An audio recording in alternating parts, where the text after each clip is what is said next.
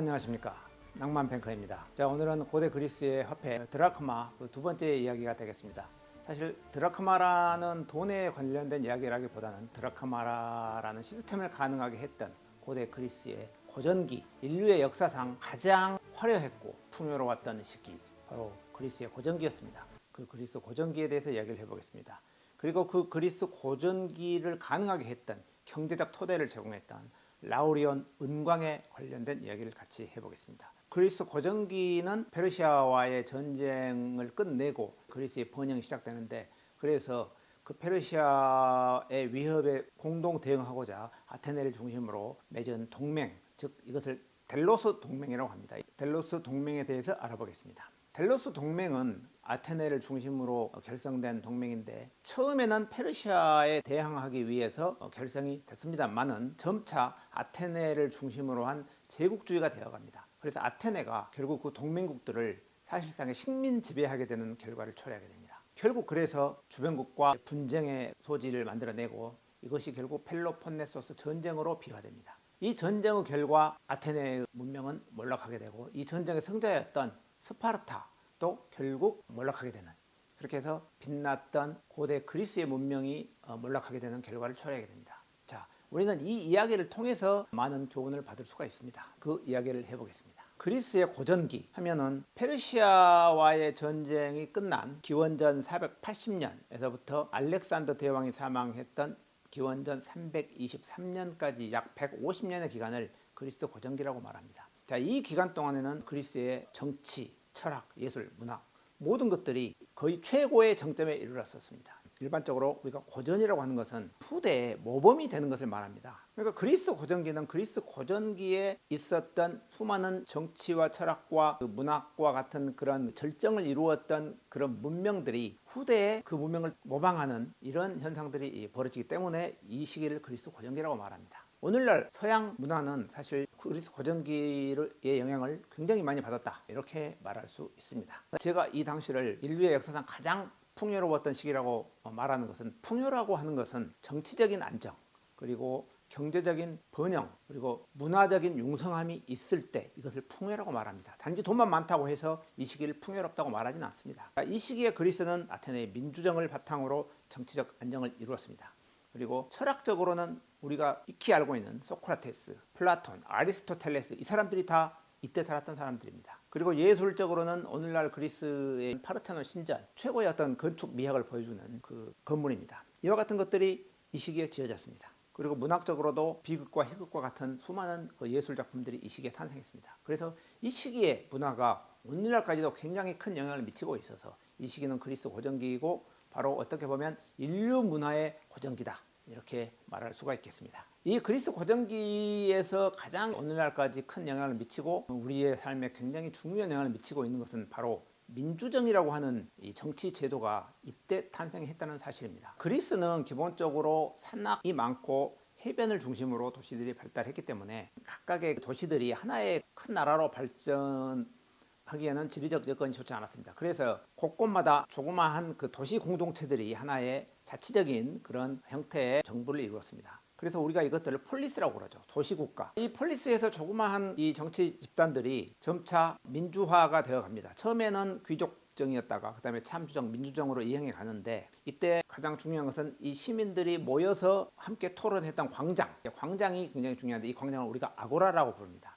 그리고 그 아고라가 있고, 이제 아크로폴리스라는 일종의 신전이 있고 중요한 사람들이 모여있는 그런 곳을 아크로폴리스라고 불렀습니다. 이렇게 해서 하나의 폴리스가 만들어집니다.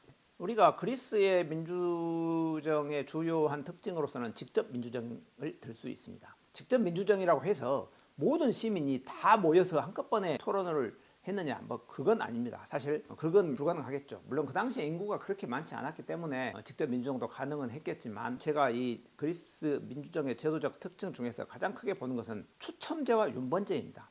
그러니까 그 시민들의 대표를 뽑을 때 선거를 통해서 선출한 게 아니고 추첨을 통해서 선출한다는 것이죠. 그리고 그 추첨을 통해서 선출한 그 대표도 임기가 정확하게 1년이면 1년 정해져 있습니다. 그래서 오래 못합니다. 그러니까 이 당시에 그리스 시민들이 얼마나 이 독재, 그리고 이런 장기적인 독재에 대해서 방어하는 장치를 만들어 놨는지를 알 수 있습니다. 그리고 도편 추방제라고 하는 제도를 만들어서 독재적인 사람에 대해서는 도자기에 이름을 써내면 그 사람은 추방되게 되어 있습니다. 그러니까 굉장히 독재에 대해서 엄격한 방어 장치를 만들어 놨다. 뭐 이렇게 말할 수 있습니다. 사실 오늘날 추첨제가 과연 이게 부당할까요? 저는 사실 그렇게 생각하지는 않습니다. 만약에 우리나라가 현재 국회의원을 전 국민들이 각 지역마다 해서 추첨으로 만약에 뽑는다고 하면 오히려 그게 더 국민들의 민의를 대변할 수 있습니다. 선거가 반드시 우리의 민의를 대변한다고 말할 수 있습니까? 특히 우리나라와 같은 지금과 같은 소선거구제 하에서 선된 한 사람이 그 지역의 민의를 대변한다고 말할 수 있겠습니까? 사실 우리나라가 지금 국회의원을 선출할 때 우리는 선거를 통해서 그 지역을 대표하는 대표자를 뽑아내지만 그 한 사람이 과연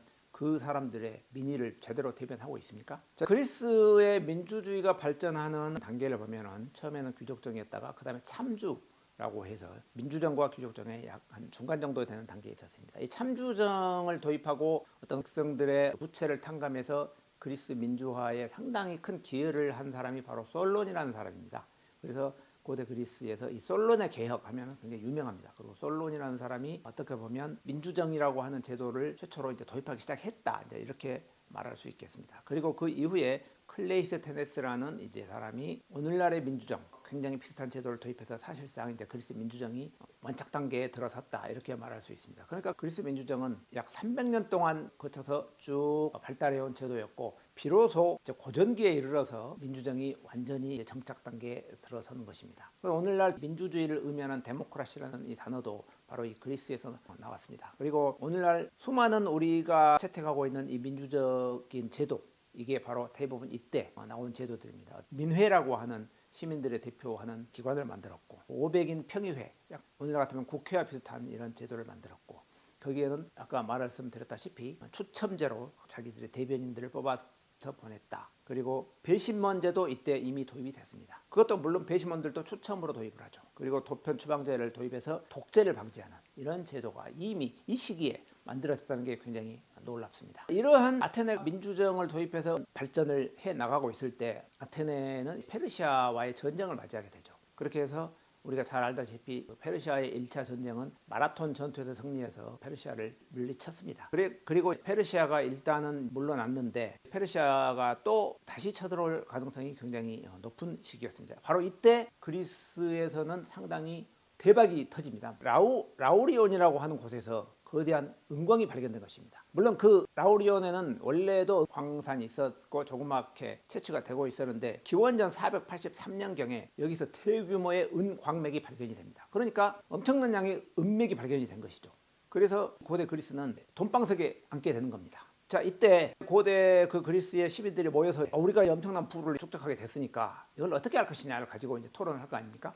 그때 많은 시민들은 이걸 가지고 우리 시민들에게 배당금으로 돈을 나눠주자. 이때 당시에 이제 그리스에서는 이 은광을 국가가 직접 경영하지 않고 민간에 임대를 줬습니다. 그러면 민간이 그 은광을 운영을 해서 일정 수준을 아테네 정부에 납부를 하고 또 나머지 수익은 자기가 가져가는 거죠. 그렇게 하기 때문에 아테네 이 정부는 임대료를 받게 되어서 어떤 재정이 충분화가 되고 그리고 그때 이제 만들어진 그 은을 가지고 드라크마를 이제 만들어냅니다. 그러니까 은이 많기 때문에 드라크마도 굉장히 고순도 그리고 높은 중량으로 굉장히 신뢰성 있는 돈을 만들어낼 수 있었겠죠. 그렇게 해서 이 드라크마가 고대 그리스의 중심적인 화폐가 되는데 이후에 아테네가 해상 무역을 중심이 되고 델로스 동맹의 중심 기지가 되면서 이 드라크마가 이 지역의 어떤 기축 통화가 되었다는 말씀은 저번 강좌에서 이미 드린 바가 있습니다. 자, 이렇게 해서 그 고대 그리스 아테네 시민들은 이 돈을 어떻게 할 것이냐 지금 토론을 하다가 이 데미스토클레스라고 하는 당시에 이제 군인이자 정치가 웅명가가 있었는데 이 사람은 그렇게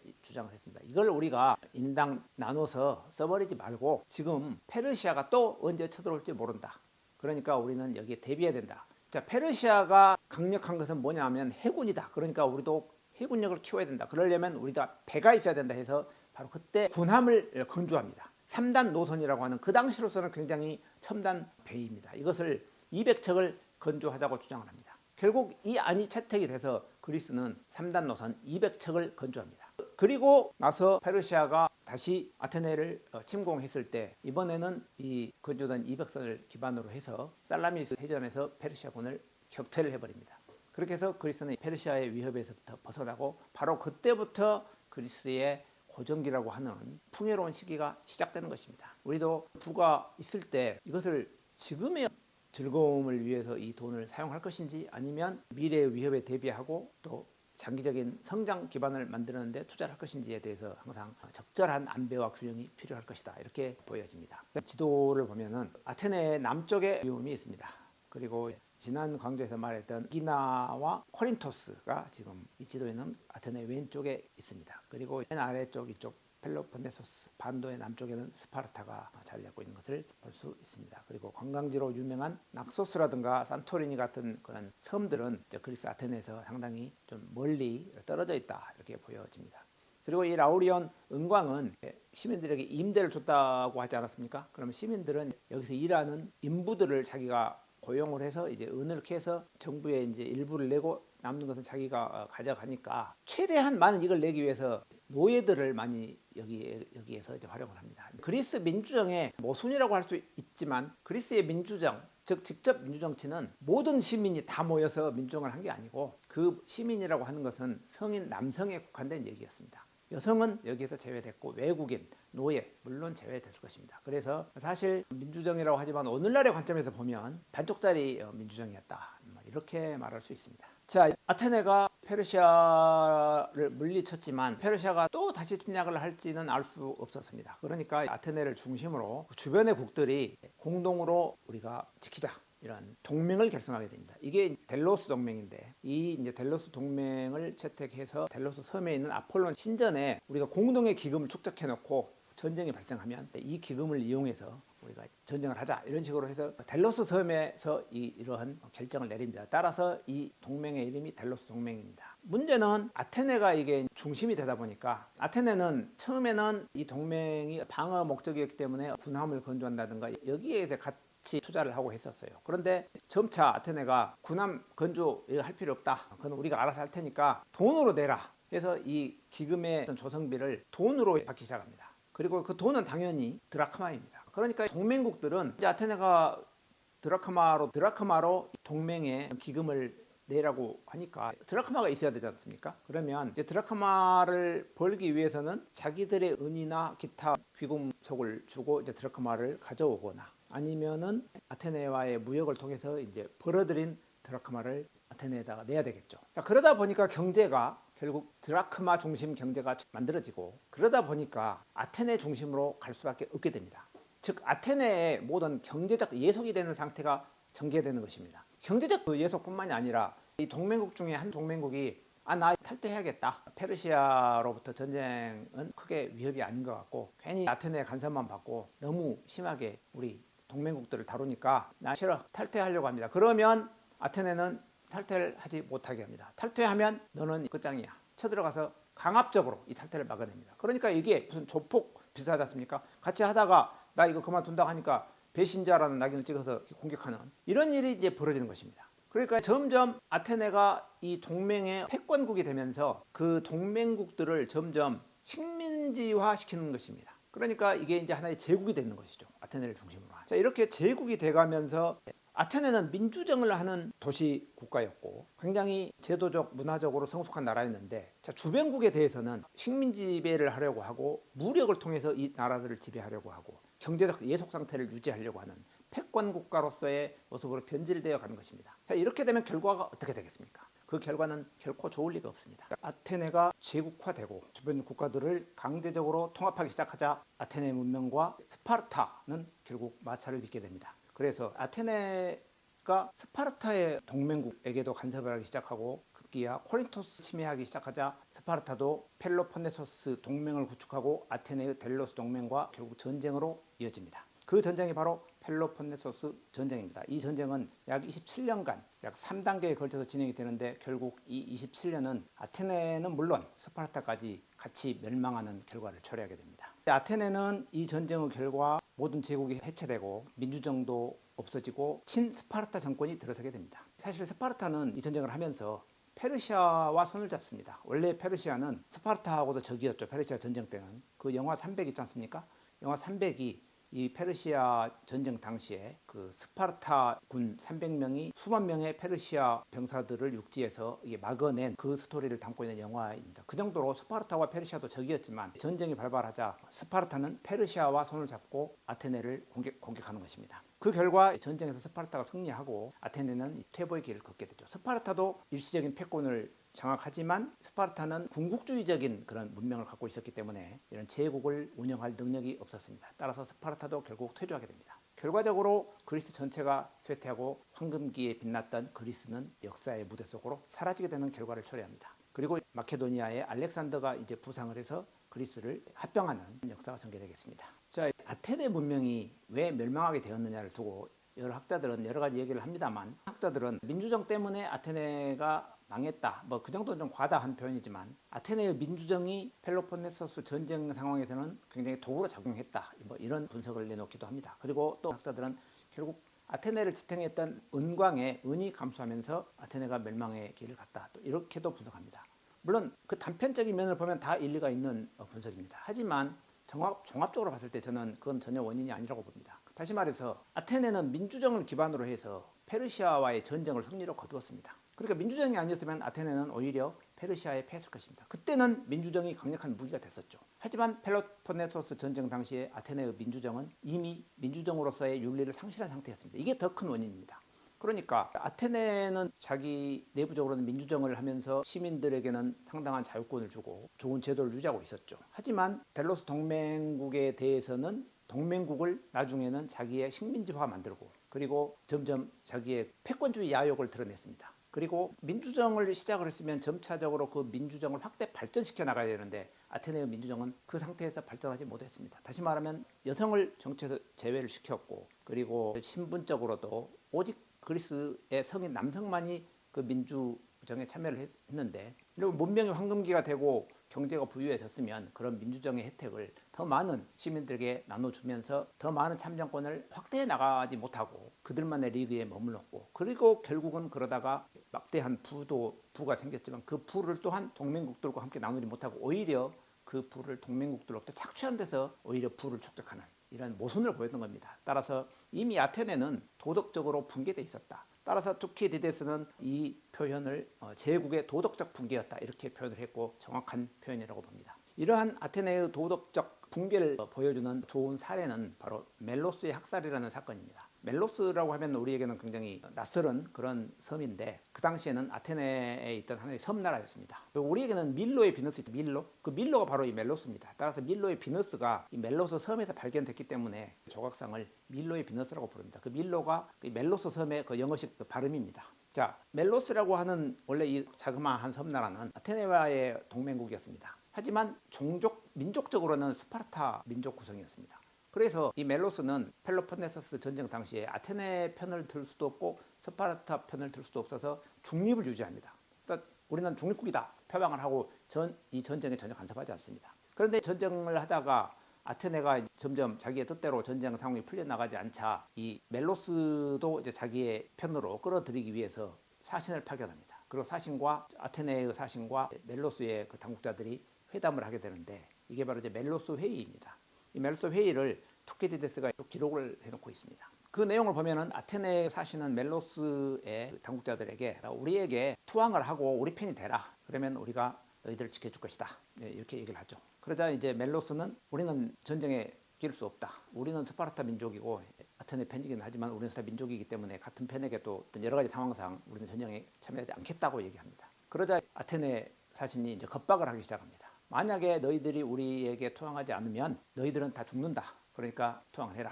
그러니까 이제 멜로스는 정의가 살아있는데 어떻게 그럴 수가 있느냐. 우리는 전쟁에 참여하지 않겠다. 그러자 이제 아테네의 사신은 정의라는 것은 강자의 논리가 바로 정의다. 이런 식으로 표현을 하고 만약에 너희들이 계속해서 우리 편을 들지 않으면 너희들은 다 죽는다. 결국 멜로스는 아테네의 편을 들기를 거부하고 싸우기를 결정합니다. 어떻게 되겠습니까? 멜로스는 작은 섬이었기 때문에 아테네와 군사력에서 경쟁이 되질 않습니다. 따라서 멜로스는 전쟁에서 패하고 멸망을 하게 되죠. 그때 아테네에서는 멜로스 섬을 장악하고 멜로스 섬 안에 살아있는 모든 성인 남성을 다 죽입니다. 한 명도 남겨놓지 않고. 그리고 그 섬에 남아있는 어린아이와 여성들은 전부 잡아서 노예로 팔아버립니다. 그러니까 그 섬이 완전히 무인도가 돼버리죠. 그리고 그 섬에는 아테네 시민들을 보내서 그 섬에서 살게 만듭니다. 급스라고 하는 그 섬의 하나의 나라가 완전히 흔적도 없이 사라져 버렸습니다. 이런 비극이 벌어졌던 것이죠. 이걸 보고 바로 투키디데스 제국의 도덕적 붕괴다 이렇게 표현을 했습니다.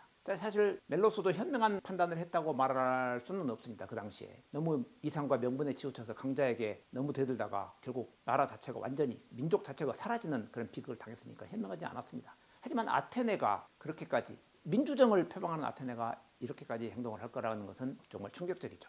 그래서 아테네는 이것을 본보기로 삼아서 다른 나라들에게도 우리 말을 안 듣면 이렇게 된다는 거 보여주려고 했겠지만 오히려 다른 나라들로 하여금 아테네를 등지게 하는 원인이 됩니다. 그렇게 해서 결국 아테네는 이제 전쟁에서 패하는 거죠. 그리고 라우리움의 그 은도 전쟁이 벌어지면서 폐허가 되고 그리고 그렇게 하던 노예들도 이제 전쟁이 장기화되면서 다 전쟁터로 나가게 되니까 일할 사람이 이제 없어지죠. 그렇게 돼서 은의 생산량이 감소하고 또 그 경제성이 좋은 은들은 이미 이제 채굴이 끝나버리고 아주 깊숙이 들어가야만 채굴 가능한 은만 남아서 라우리움에서 생산되는 은의 양이 크게 줄어듭니다. 크게 줄어드니까 아테네 입장에서는 재정이 감소되고 재정이 감소되기 때문에 군사력도 약화돼서 결국 전쟁에 패하는 또 하나의 단초를 제공합니다. 하지만 이 역시 저는 라우리움의 은이 감소해서 전쟁에 패하고 아테네가 몰락했느냐 이렇게 볼 수는 없습니다. 왜냐하면 라우리움이 있기 전에도 이미 아테네는 민주정을 만들어내고 강력한 나라를 형성했고 페르시아 1차 전쟁을 승리로 이끌었던 경험이 있습니다. 따라서 아테네의 몰락이 민주정이 몰락의 원인이었다 또는 라우리움의 은이 감소했기 때문이다. 이것은 굉장히 단편적인 시각이고 실질적으로 아테네가 몰락하게 된 것은 그들의 민주정을 제대로 활용하지 못했다. 아테네는 초기에 위대한 시민을 가졌고 위대한 제도를 만들어냈고 위대한 문명을 만들어냈습니다. 하지만 아테네가 그 돈 여기에 길들여졌을 때 그들의 그 좋았던 마음은 탐욕으로 물들어갔습니다. 그리고 그것이 결국 아테네의 멸망의 원인이었다. 이렇게 보여집니다. 그래서 저는 이 강좌의 매점말로는 영웅전으로 유명한 플루타르코스의 말을 빌려서 해보겠습니다. 플루타르코스는 이렇게 말했습니다. 번영은 좁은 영혼을 부풀게 하여 자신을 높이 평가하게 만들고 세상을 경멸하는 태도를 갖게 한다. 그러나 진정으로 고귀한 정신은 역경 속에서 가장 위대하게 드러난다. 이렇게 말했습니다. 그러니까 우리가 한마디로 말해서 황금기, 좋은 때에 우리가 너무 오버하게 된다 이런 얘기죠. 그래서 어떤 문명도 마찬가지고 우리 사람의 생도 마찬가지입니다. 너무 좋은 일이 생겼을 때 우리가 그것에 대해서 쟁취했을 때 또는 승리했을 때 그때 자기를 겸손하게 낮추고 조심해야 된다. 우리는 여기서 그런 교훈을 얻을 수 있다. 이렇게 볼 수 있습니다. 자, 오늘 이제 제 9강 드라크마와 관련된 강좌는 이것으로 마치겠습니다. 자, 다음 강좌는 본래는 제가 계속해서 그리스 문명에 대해서 한 번 더 하려고 했는데 특별 편성으로 교황의 역사를 강좌를 하겠습니다. 지금 교황 프란치스코가 선종을 하고 조만간 이제 콘클라베가 열릴 텐데 우리가 그 콘클라베 여기에 대해서 교황의 역사와 콘클라베에 대해서 잠깐 알고 이 과정을 보면 훨씬 더 콘클라베 교황 선종 이후에 전개되는 여러 가지 일들이 훨씬 쉽게 이해가 될 수 있을 것 같아서 교황의 역사라는 제목으로 특별 편성된 강좌를 개최해 보겠습니다. 자, 여러분 감사합니다. 다음 강좌에서 뵙겠습니다. 낭만 감사합니다.